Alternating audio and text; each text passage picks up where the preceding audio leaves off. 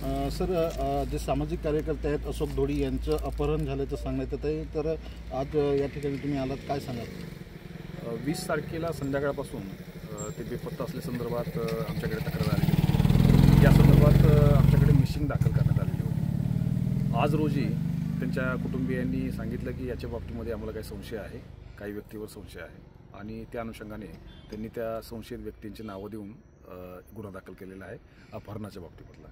आमची team missing झालेल्यापासूनच स्थानिक गुन्हे शाखा आणि स्थानिक पोलिसांची टीम सातत्याने शोध घेत आहे।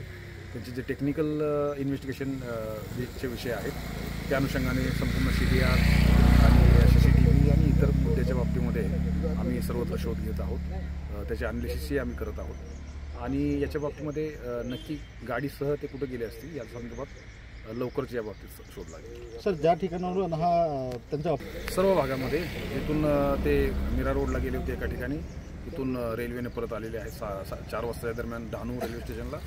डहाणूपासून 6 वाजता गावामध्ये गोलवड आणि वेवजी या भागामध्ये काही लोकांना जे भेटलेले आहेत त्यांच्याशी आमचा संपर्क झालेला आहे।